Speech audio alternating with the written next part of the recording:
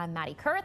Cooler weather is on the way, so let's get you over to meteorologist Hannah Gard for your Weather Authority forecast today that comes with a first alert. Yes, and we are giving you that first alert because we're going to start to see this front moving through overnight tonight into tomorrow morning. So it's still warm today, but that coldest air of the season is headed our way. We'll see at least a 40-degree temperature drop by the start of the week, and we'll see that frost freeze potential as well. So here's the timeline. It's going to be warm and humid today. Then we see the front coming through overnight tonight into tomorrow morning. So the front is through by Sunday. We could see some early rain, and I mean really early, before sunrise on Sunday.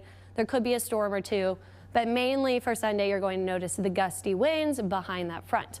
By Monday morning, now we have to watch for frost conditions on the North Shore. I think that it will be windy still, so that might mitigate the frost risk a little bit there.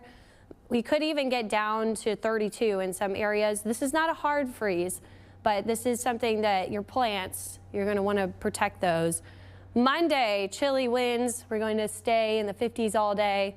And then by Tuesday, widespread frost freeze. And that means we could even see a frost south of the lake. So that's kind of the timeline. We're still on the warmer side right now. We're sitting in the low to mid 60s across the area. And we're actually behind a warm front, which means we have that humidity, the mugginess. We're seeing a little bit of fog out there this morning. And then here's the strong front. It's setting up. It's already moved through Colorado. It's 28 in Denver. Very cold air up there. So here comes the front. We don't see much of a change until the evening into early tomorrow morning. We'll have some clouds. We'll have some rain, maybe a storm or two. I don't think any severe threat there, but might see some lightning if we get a stronger storm. Most of it's just light rain. Then Sunday into Monday, we have those winds. By Tuesday, the winds are dying down because the high pressure is starting to move over us on the surface, and that will make for the coldest morning on Tuesday morning. So here's a look at the lows.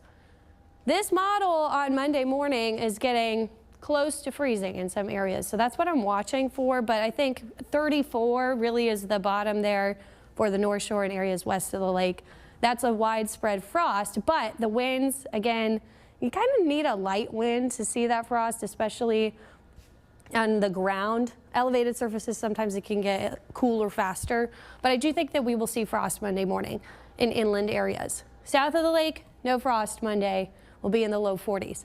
Then Tuesday, we're talking about a more widespread frost and a light freeze in some areas. This is not a pipe freeze. You would have to get to 28 for 6 hours or longer for a hard freeze. We're not going to do that, but I do think some areas, even Tuesday morning, could get to the upper 20s. So you're going to want to protect people, pets, and plants overnight, Monday into Tuesday morning. I'm forecasting 28 as the bottom threshold for the North Shore. And again, that won't be for more than 6 hours. So it's not a pipe concern, but widespread frost. So if you have those vulnerable plants, you really want to make sure you're protecting those, even south of the lake. We could get to the upper 30s. Here comes that cold blast. It doesn't last long. By later in the week, we have high pressure returning over the plains, and then it builds over the southeastern U.S. into next weekend. So we're just going to see a dip briefly, but it's a big one. 84 today, 70 tomorrow, 54 for the high on Monday, 59 on Tuesday, and then we're back to the 70s Wednesday, Thursday, and Friday. So it will be a quick rebound. But today, last warm day in the 80s, at least through the extended forecast. You can see some fog out there. This is our Grand Isle camera, so I'm seeing a little bank of fog. Galliano, 0-mile visibility. So if you're headed out this morning, make sure you're taking it slow on the roadways. We do have some patchy fog in the area. If you run into that, slow down, use your low beams. It looks like by about 8, that should clear out. That's because the sun is coming up now. We'll have temperatures heating up, and that fog will mix out. By later in the morning, we'll have clearer conditions. Temperatures today getting into the 80s. I think 84 for the high.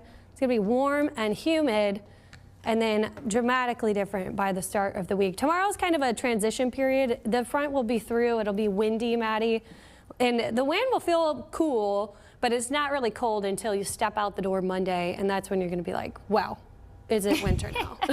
And this one, I know you've been saying it in your forecast, but this comes with a public health, kind of public safety concern as well. So let's run through what we need to be protecting, thinking ahead of for the start of next week. Yeah, Plants. So the North Shore and areas west of the lake, even tomorrow night, need to protect pets, plants, people. So anything that is outdoors and vulnerable, because we could even see a frost on Monday. Now the winds, again, it might not be super frosty when you walk out the door because the winds are still strong, but Tuesday morning, even down south of the lake, we need to make sure we're protecting those vulnerable plants and keeping those pets inside. Alrighty, thank you.